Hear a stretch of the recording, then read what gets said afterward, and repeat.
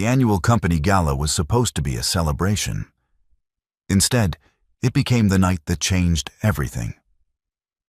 My wife had been talking about this event for weeks, how important it was for her career, how the entire executive team would be there.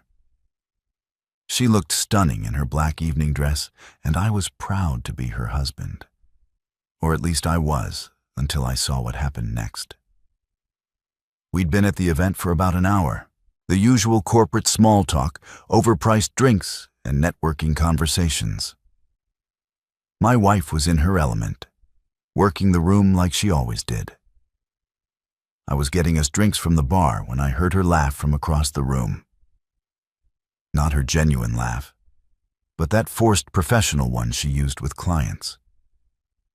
When I turned around, I saw him, her boss, the guy she'd mentioned countless times, always with that weird tone in her voice that I could never quite place. He was standing way too close to her, his hand resting on the small of her back. But then, as I watched in disbelief, he moved his hand to her waist and pulled her closer. That's when I heard it clear as day, cutting through the ambient noise of the gala. She's my +1 tonight. The exit door is right there. He said it loud enough for the small group around them to hear, loud enough for me to hear from 20 FT away. My wife's face went red, but she didn't pull away. She didn't tell him to stop. She just stood there frozen while this arrogant piece of work essentially claimed ownership of her in front of their colleagues. The drinks in my hands might as well have been made of lead. Time seemed to slow down as I processed what just happened. This wasn't some misunderstood gesture or innocent comment. This was a deliberate public humiliation of her, of me, of our marriage. I set the glasses down on the nearest table and started walking toward them. With each step, my vision became clearer, my purpose more defined. The conversations around me faded into background noise. All I could focus on was the smug expression on his face and the way my wife was still standing there, not moving away from his grip. When I reached them, the small group had gone quiet. They could sense the tension building like a storm about to break. My wife's eyes met mine, and I saw something in them I'd never seen before. Not embarrassment, not anger at him, fear of me. "Honey," she started to say, but I held up my hand. "No," I said calmly, my voice cutting through the sudden silence. "Don't."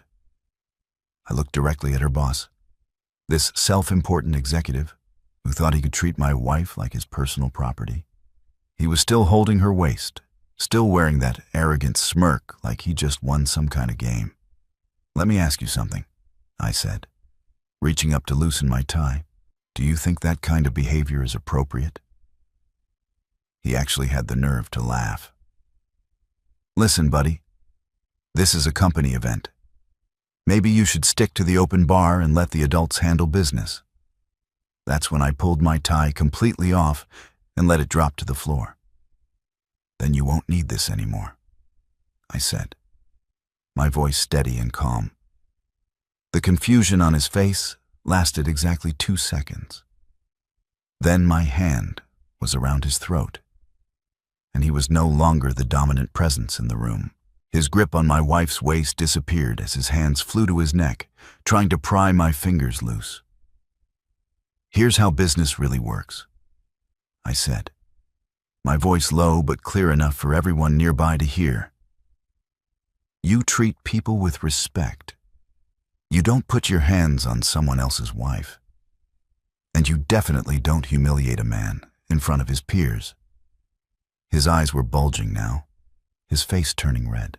He was making choking sounds.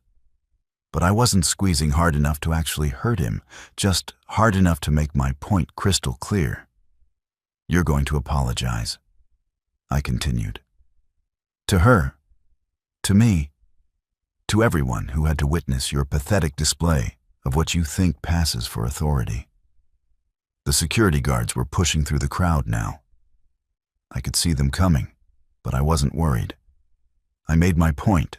This pompous executive who thought he could treat people like objects was about to learn a very important lesson about consequences.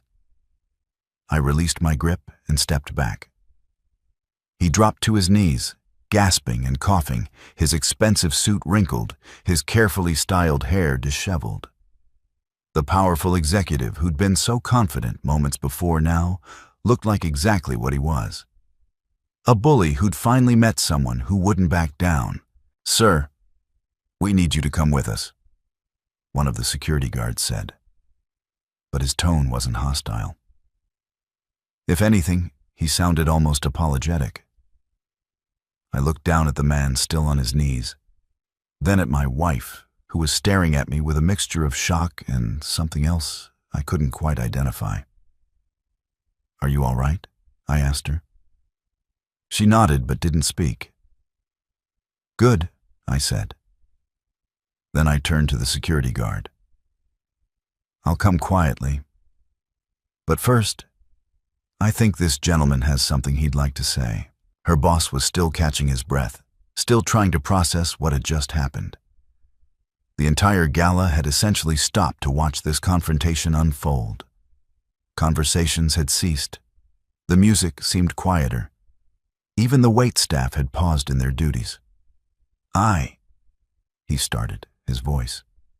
"I apologize." "Louder," I said. "I apologize," he said, his voice carrying across the silent room. I was inappropriate and disrespectful. I picked up my tie from the floor and straightened my jacket. "Justice or just rage?" I said, looking around at the faces staring at us. "I guess that depends on whether you think some people are above accountability." The security guards escorted me out, but I walked with my head high. Behind me, I could hear the murmur of conversation starting up again. But they weren't about quarterly reports or market projections anymore. They were about what they just witnessed, about the executive who thought he was untouchable, and the husband who proved him wrong. As we reached the exit, I turned back one last time. My wife was still standing where I'd left her, surrounded by her colleagues. But she looked smaller somehow, less confident, and her boss was finally getting to his feet. But the damage to his reputation was already done. 10 minutes. That's all it took to change everything. 10 minutes to show everyone in that room that some lines shouldn't be crossed, and some behavior has consequences. Whether they called it justice or rage didn't matter to me. What mattered was that respect had been restored, even if everything else was about to fall apart. The police station smelled like disinfectant and stale coffee.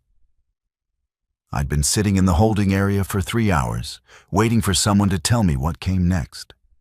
The assault charge was inevitable, but honestly, I felt more at peace than I had in months. Sometimes a man has to take a stand, regardless of the consequences. My wife finally showed up around midnight. She looked exhausted, her makeup smudged, still wearing that black dress from the gala. But there was something different about her demeanor. She wasn't rushing to my defense or expressing outrage about what her boss had done. Instead, she seemed almost annoyed. "The lawyer says they'll probably drop the charges if you agree to anger management classes," she said without even looking at me. "He's not pressing charges. Apparently, half the company witnessed what he said to me." "Good," I said. "And what about you? Are you pressing charges against him for sexual harassment?" She finally looked at me then, and I saw something in her eyes that made my stomach drop. Not relief, not gratitude, irritation. "Why would I do that?" she asked. It wasn't sexual harassment.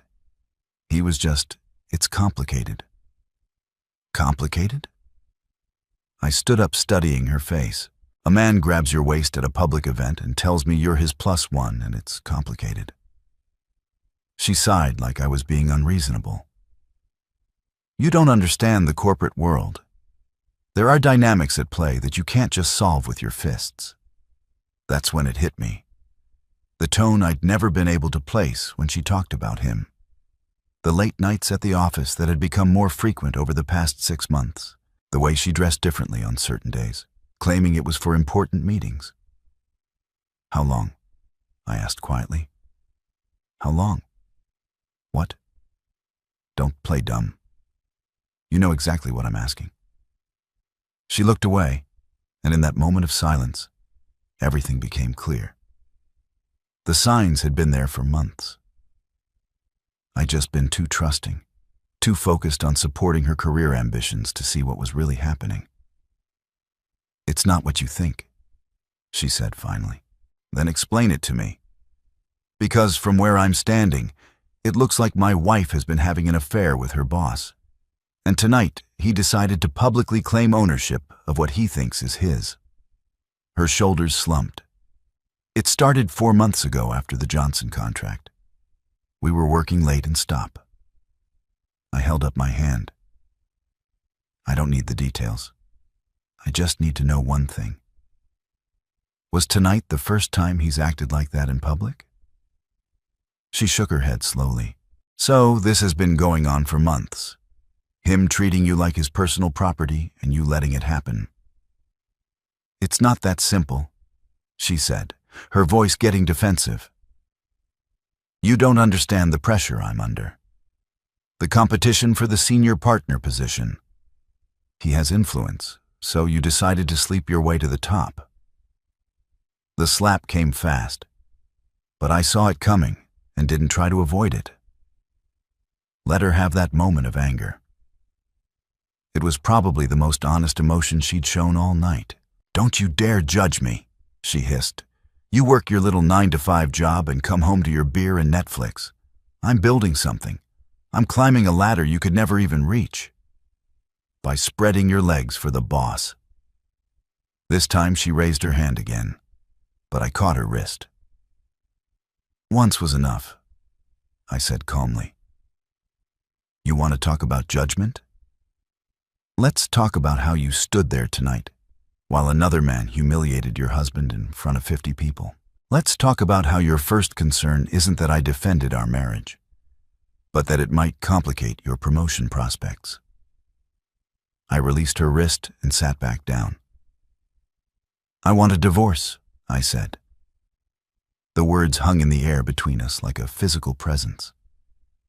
She stared at me, mouth slightly open, clearly not expecting this conversation to go in this direction. "You're being dramatic," she said. "One mistake doesn't end a marriage." "One mistake," I laughed, but there was no humor in it. 4 months of lies. For months of letting another man treat you like his possession. For months of coming home to me and pretending to be a faithful wife. That's not one mistake. That's a pattern of choices. "I never slept with him," she said quickly. "Don't lie to me anymore. I'm done with lies." She looked around the police station waiting area, suddenly aware that we weren't alone. A few other people were scattered around, and our voices had been getting louder. "Can we please discuss this at home?" she whispered. "No, we're going to discuss it right here, right now. Because I'm not going home with you tonight or any other night. You're overreacting." Yes, there was some inappropriate behavior, but nothing actually happened. Something did happen. You chose him over me. You chose your career over our marriage. You chose to let another man disrespect both of us rather than stand up for what we built together. She was crying now, but they weren't tears of remorse. They were tears of frustration, of anger that her carefully constructed world was falling apart. "Where will you go?" she asked. "That's not your concern anymore. What about the house, the mortgage? Keep it. Keep everything. I don't want anything that reminds me of the woman I thought I married." The police officer finally called my name. The paperwork was done. Charges dropped with the agreement that I'd attend anger management classes. Fine by me. Maybe they teach me better techniques for dealing with men who think they can take what doesn't belong to them. As we walked out of the station together, she tried one more time. This doesn't have to end our marriage. We can work through this.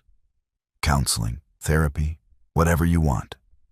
I stopped walking and turned to face her under the fluorescent lights of the parking lot. You want to know the difference between us? I said. When another man disrespected you tonight, my first instinct was to defend you. When I defended you, your first instinct was to protect him. That's not fair. Life isn't fair. But it is simple. You made your choice 4 months ago. Tonight, I made mine. I started walking toward my truck, leaving her standing alone under those harsh lights. She called after me, but I didn't turn around. Some bridges, once burned, can't be rebuilt. Some trust once broken can't be repaired. As I drove away, I thought about the look on her boss's face when I had my hand around his throat. Fear. Real fear. Not the corporate posturing or intimidation tactics he was used to. Just the raw, honest fear of a man who suddenly realized he wasn't as powerful as he thought. Tomorrow, I'd start putting the pieces of my life back together. But tonight, for the first time in months, I felt like I could breathe again. The truth was finally out in the open, and the pretending was over. I spent the next morning at my brother's place, nursing a cup of coffee and staring at my phone. 7 missed calls from my wife. 12 text messages ranging from apologetic to angry to desperate. I deleted them all without reading past the first few words. Around noon, curiosity got the better of me. Not about her messages, but about the man who thought he could publicly humiliate me and walk away unscathed. Her boss, the untouchable executive who was probably sitting in his corner office right now, planning his next move.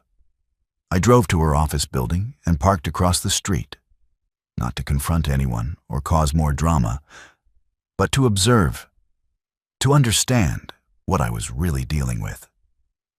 Within an hour, I had my answer. He pulled up in a silver Mercedes, acting like nothing had happened. Expensive suit, confident stride, the whole corporate warrior persona. But I noticed something else, the way the security guard nodded at him with just a little less respect than usual. The way a few employees in the lobby glanced at him and whispered to each other. Word travels fast in corporate environments, especially when it involves executives getting physically dominated at company events. That's when I saw her, my wife, walking out of the building with him, not separately like colleagues might, together. His hand was on her lower back again, guiding her toward his car. The same possessive gesture from the gala, except now there was no crowd to witness it. No husband to intervene. They drove off together, and I followed at a distance. Not because I wanted to torture myself with the details, but because I needed to understand the full scope of what I was dealing with. Knowledge is power. And right now, I felt like I'd been operating with incomplete information for months. They went to a restaurant downtown, upscale place, the kind where they validate parking and the appetizers cost more than most people spend on lunch. Through the window, I watched them sit at a corner table, leaning toward each other like lovers, not like a boss comforting an employee after a difficult situation. I took photos, not for revenge, but for documentation. If this was going to get ugly legally, I wanted evidence. My phone buzzed. A text from my wife. "Where are you? We need to talk. I can explain everything." I typed back. "You're explaining plenty right now. Enjoy lunch." My phone rang immediately. I answered on the 4th ring. "What do you mean?" she asked, her voice tight with panic. "I mean, I'm watching you have lunch with your boyfriend at Romano's. The way he's touching your hand across the table is very explanatory." Silence on the other end. Then you're following me. I'm gathering information. There's a difference. This is harassment. No, this is a husband learning the truth about his wife. What you're doing with another man while married to me might qualify as something else entirely. I hung up and watched as she frantically looked around the restaurant, then said something urgent to him. He looked angry, his jaw tight, that same arrogant expression from the gala returning. They left the restaurant quickly, separately this time. She got in her car and drove toward home. He got in his Mercedes and headed back toward the office. The performance was over, at least for now. But I wasn't done gathering information. That evening, I went home to collect some clothes and personal items. The house felt different now, like a stage where a play had been performed for months without me realizing I was just a prop. While packing, I did what I probably should have done months ago. I looked through her things. Her laptop was password protected, but she'd always been predictable with passwords. Our anniversary date, her mother's maiden name, variations of the same patterns she'd used for years. The email account opened on the third try. The first message I found was from 2 weeks ago. Can't wait for this weekend. My husband thinks I'm at the spa with friends. The response, my place or the usual hotel? I scrolled back further. Months of messages, plans, arrangements, intimate details I didn't need to read, but couldn't stop myself from seeing. Hotel reservations, weekend trips disguised as work conferences. A web of lies so elaborate it was almost impressive in its scope. But the worst part wasn't the affair itself. It was the tone. The way she wrote about me in these messages. He's so naive. He actually believes I'm working late again. It's almost too easy. They weren't just having an affair. They were laughing at me, mocking the husband who was too trusting, too focused on supporting her career to see what was happening right in front of him. I printed everything. Every email, every message thread, every hotel reservation receipt she'd saved. The evidence was overwhelming, but more than that, it was revealing. This wasn't a mistake or a moment of weakness. This was a calculated deception that had been going on for months. My phone buzzed with another call from her. I ignored it and kept reading. There was a message from just last week that made my blood run cold. She was complaining to him about me, about how I'd been asking more questions about her late nights. His response, "Don't worry. After the promotion goes through next month, we can handle the husband situation more permanently." Handle the husband situation like I was a problem to be solved rather than a person to be respected. I was still reading when I heard her car in the driveway. She came through the front door, calling my name, her voice echoing through the house with forced cheerfulness. "Honey, your truck's here, so I know you're home. We really need to talk about last night." I walked down the stairs carrying a box of my things and a manila folder full of printed emails. "You're right," I said. "We do need to talk." She saw the box first, then the folder, and her face went through a series of expressions. Confusion, recognition, fear, and finally anger. "You went through my private emails. Your private emails about our marriage. I think that makes them my business. That's a violation of privacy. That's rich coming from someone who's been violating our marriage vows for 4 months." I set the box down and opened the folder, pulling out a few pages. "Let's see," I said, scanning the printed emails. "Hotel reservations for weekends. I thought you were at work conferences. Messages about how naive your husband is. Plans to handle the husband situation after your boyfriend's promotion goes through." Each revelation hit her like a physical blow. She opened her mouth to speak several times, but no words came out. "The spa weekend with your friends last month. I continued. Actually, a weekend at the Marriott downtown with him. The work conference in Chicago never happened. You were at his cabin upstate. Stop, she said quietly. The best part is this message from 3 weeks ago where you tell him how guilty you feel lying to me. And he responds by saying you shouldn't feel guilty about upgrading your life. Stop reading those. Upgrading your life. That's how he sees your marriage to me, as something you're upgrading from. I closed the folder and looked at her directly. For months, I said 4 months of elaborate lies, hotel reservations, fake conferences, and mocking your naive husband behind his back. And last night when I defended you, your first concern was protecting him. She was crying now, but I felt nothing. No sympathy, no desire to comfort her. Just a cold, clear understanding of exactly who I'd been married to. I never meant for it to go this far. She said, "You meant for it to go further. You and your boyfriend were planning to handle the husband situation after his promotion.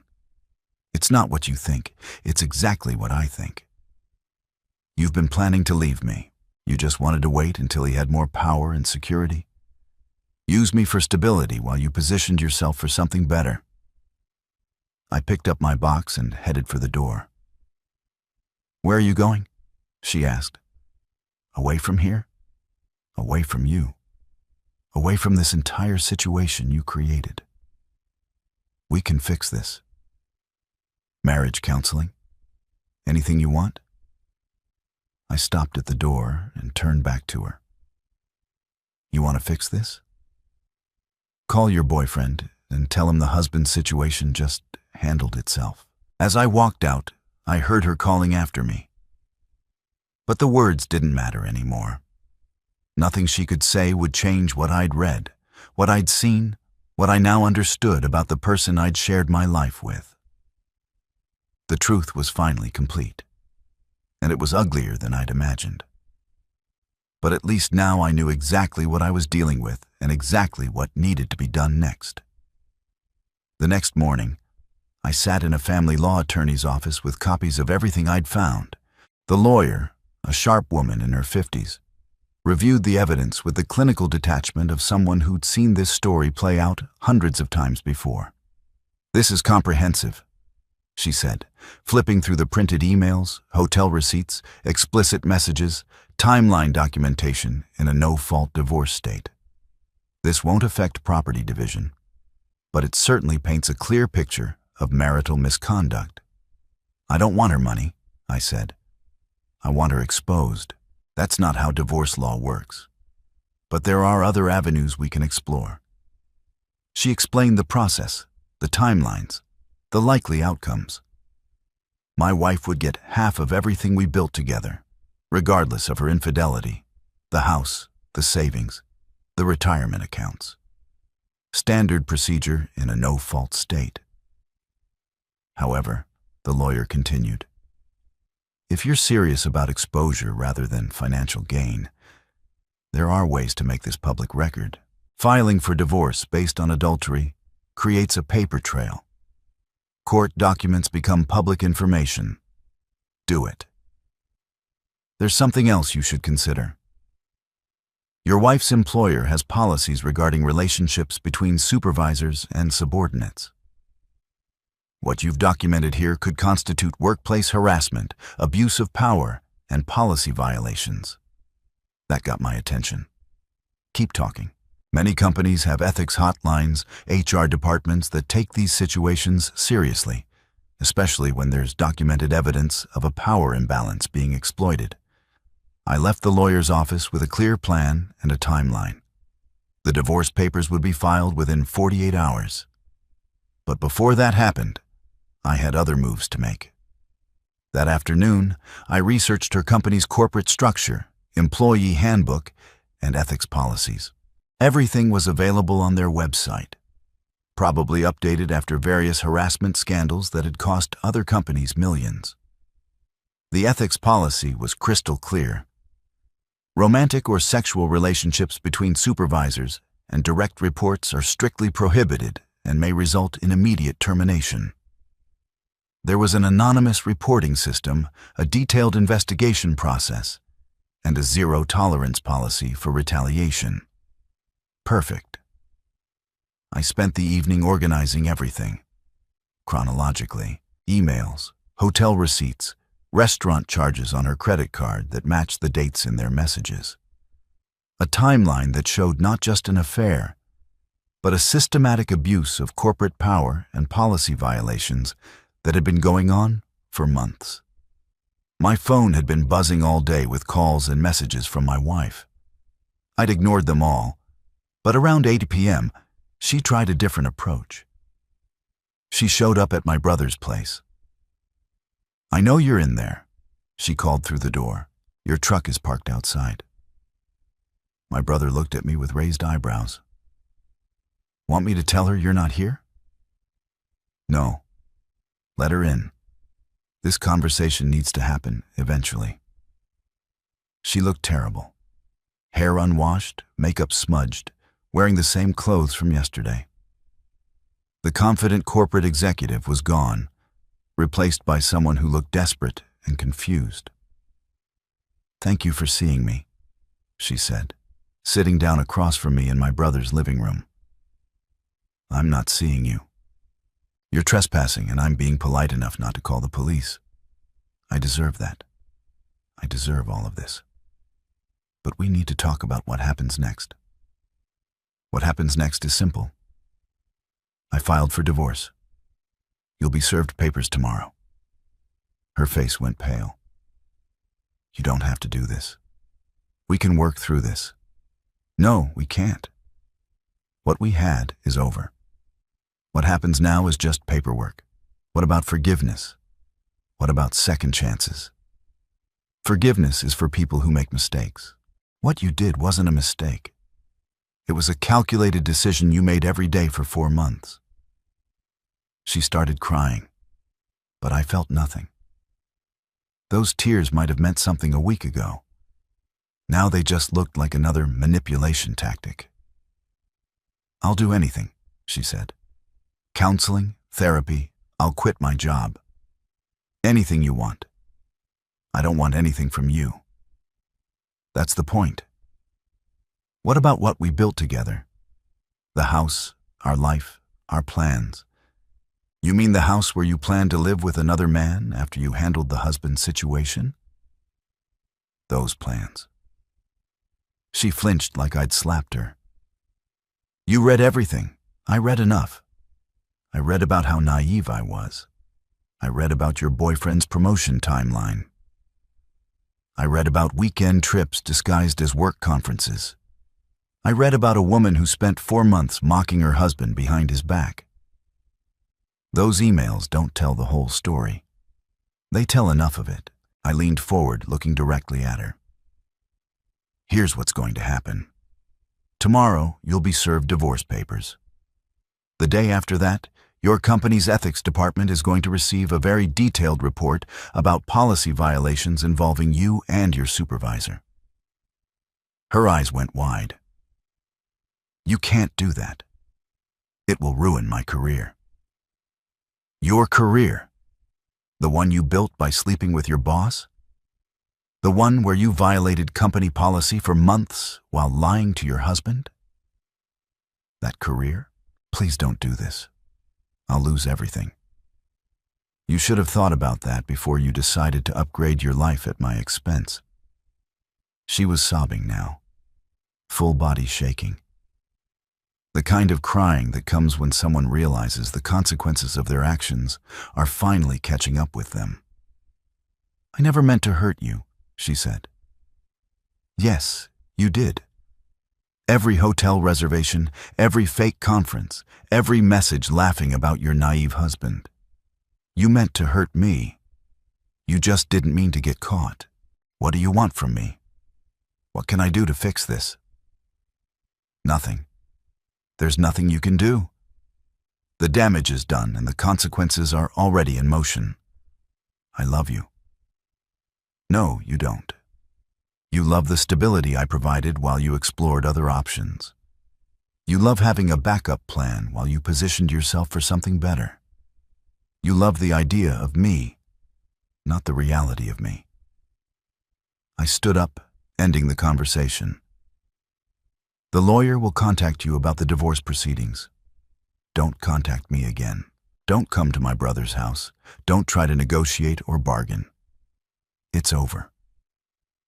She sat there for a moment, looking smaller and more broken than I'd ever seen her. Part of me might have felt sorry for her if I hadn't read those emails, if I hadn't seen her laugh about deceiving me, if I hadn't watched her protect the man who publicly humiliated me. "I'm sorry," she said quietly. "I know you are. You're sorry you got caught. You're sorry there are consequences. You're sorry your careful plan fell apart. But you're not sorry for what you did. If you were sorry for what you did, you would have stopped doing it." After she left, my brother brought me a beer and sat down. "You sure about this path you're taking?" he asked. "Completely sure. It's going to get ugly. Divorce always does. It's already ugly. I'm just making sure the ugliness belongs to the people who created it." And the ethics report to her company. Actions have consequences. She made choices. Now she gets to live with the results. Fair enough.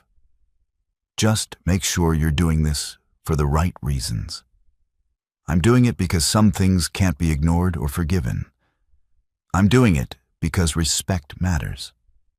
I'm doing it because the next man she tries to deceive deserves to know what kind of person he's dealing with. That night, I finalized the ethics report. Names, dates, documented policy violations, evidence of abuse of power and workplace harassment. Everything organized and professional. The kind of report that corporate legal departments take very seriously. Tomorrow, the dominoes would start falling. The divorce papers would be served. The ethics investigation would begin. The carefully constructed world my wife and her boyfriend had built would start collapsing. They thought they were so clever, so untouchable. They thought they could mock the naive husband while planning their future together. They'd forgotten one important detail. Naive doesn't mean weak, and patient doesn't mean powerless. The husband situation was about to handle itself, but not in the way they'd planned. The ethics report was submitted at 9 a.m. sharp on Wednesday. By noon, my wife was blowing up my phone with frantic calls. I ignored them all. At 2 p.m., I got a call from an unknown number. "This is David Mitchell. I think we need to talk." Her boss, the untouchable executive who thought he could claim other men's wives. About what? About the situation with your wife. "I think there's been a misunderstanding." "No misunderstanding. You've been violating company policy and sleeping with a married woman. Pretty straightforward. Listen, I don't know what she told you, but nothing inappropriate happened." I laughed. "Really?" "Because I have 4 months of hotel receipts that say otherwise." Silence on the other end. "What do you want?" he asked finally. "I want you to face the consequences of your actions. Be reasonable. We can work something out." The time for working things out was before you put your hands on my wife at a company gala. That was a misunderstanding. I was drunk. You were sober enough to tell me she was your +1. By Thursday morning, the company's investigation was in full swing. My wife tried visiting my brother's house again, but I wasn't there. I was at Starbucks across from her office building, watching the drama unfold. First, her boyfriend got called into a meeting with HR. He was in there for 2 hours. When he came out, his face was pale, and he walked directly to his car without stopping at his office. An hour later, my wife got called in. She was in the meeting for even longer. When she finally emerged, she looked devastated. That afternoon, I got a call from the company's legal department. They wanted to interview me as part of their investigation. I agreed to meet them the next day. The interview was professional but thorough. They asked about the Gala incident, about what I'd witnessed, about the evidence I provided. I answered every question honestly and completely based on our investigation.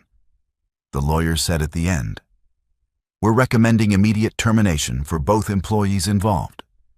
Policy violations, abuse of power, and creating a hostile work environment. Both employees. Your wife was aware of the policy and chose to engage in the relationship anyway. She's equally responsible." By Friday afternoon, it was over. Both of them were fired. My wife's career at the company she'd worked so hard to climb was finished. Her boyfriend's executive position was gone. The promotion they'd been planning, the power they thought would protect them, all of it vanished in a single week. That evening, she showed up at my brother's house one final time. She looked broken, completely defeated.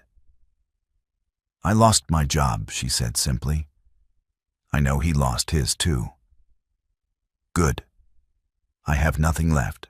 You have what you chose. Actions have consequences. I made a mistake. You made a choice.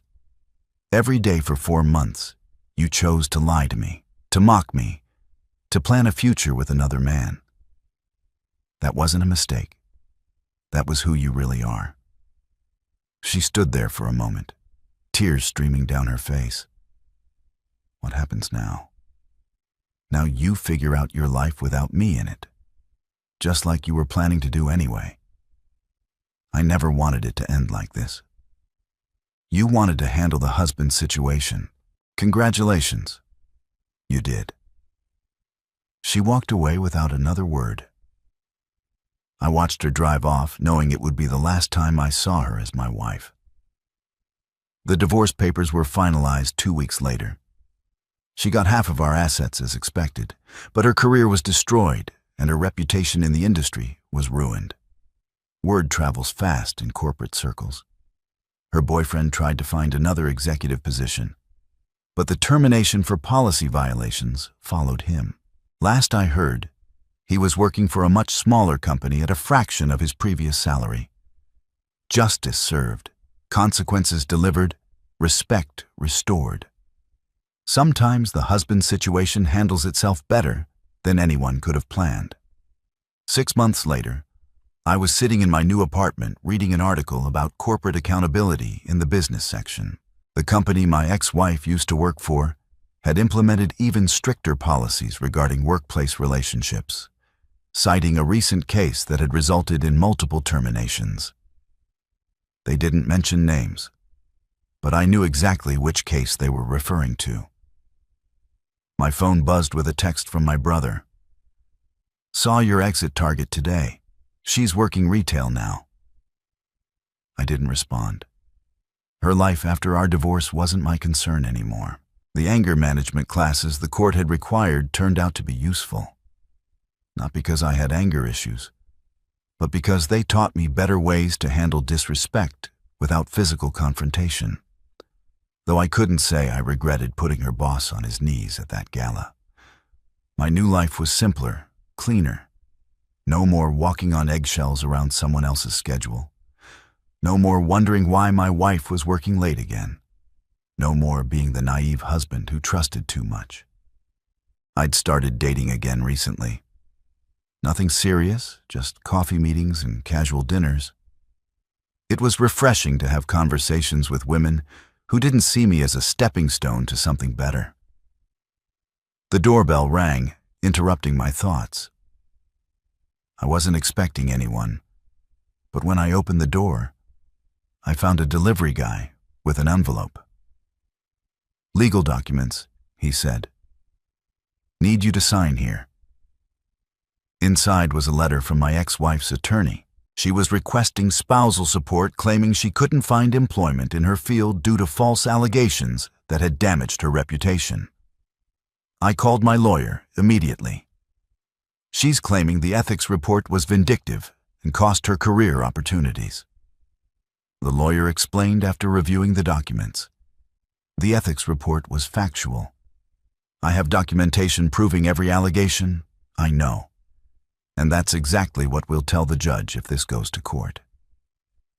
But she's desperate. Retail wages don't pay for the lifestyle she was accustomed to. Let her take it to court. I'm not paying to support the woman who betrayed me. 2 weeks later, we were in family court. My ex-wife had dressed professionally, trying to project an image of someone who'd been wrongfully terminated. Her lawyer argued that I'd acted out of vindictiveness, that the ethics report was filed in bad faith. When it was my turn to present evidence, I laid out everything systematically: the timeline of her affair, the hotel receipts, the emails mocking me, the company policy violations. The judge reviewed each piece of evidence carefully. "Your Honor," I said when asked to make a statement, "I didn't file that ethics report to be vindictive. I filed it because my wife and her supervisor violated company policies for months while planning to handle the husband's situation once his promotion went through. The evidence speaks for itself." The judge denied her request for spousal support. The evidence clearly shows that the plaintiff's termination was the result of documented policy violations, not vindictive reporting by the defendant. The consequences of those violations are not the defendant's responsibility. Outside the courthouse, my ex-wife tried to approach me one last time. "This isn't over," she said. "Yes, it is," I replied calmly. "It was over the moment you chose another man over your marriage. Everything since then has just been paperwork." That evening, I deleted her number from my phone, blocked her on social media, removed the last traces of her from my life. A year later, I ran into someone from her old company at a bar. He mentioned that her former boss was working as a mid-level manager at a small firm, making a fraction of what he used to earn. His reputation in the industry never recovered. "And your ex-wife?" he asked. "She's not my concern anymore," and she wasn't. I'd moved on completely. New apartment, new routines, new perspective on life. I'd learned that some people will take advantage of your trust if you let them. I'd also learned that standing up for yourself, even when it's uncomfortable, is always the right choice. The naive husband, who'd been mocked in those emails, was gone. In his place was someone who knew his worth, who wouldn't tolerate disrespect, who understood that actions have consequences. Sometimes people ask if I regret how things ended, if I wish I'd handled it differently. The answer is simple. I regret trusting someone who didn't deserve it. I regret being blind to the signs for so long. But I don't regret defending my dignity or holding people accountable for their choices. Respect isn't something you ask for. It's something you command. And sometimes commanding respect means showing people that crossing certain lines comes with a price they're not prepared to pay. The husband's situation had indeed been handled, just not the way they'd planned. I've selected 2 other videos for you that I'm sure you'll enjoy. Feel free to click on them. I'll be waiting for you in the next story. See you soon.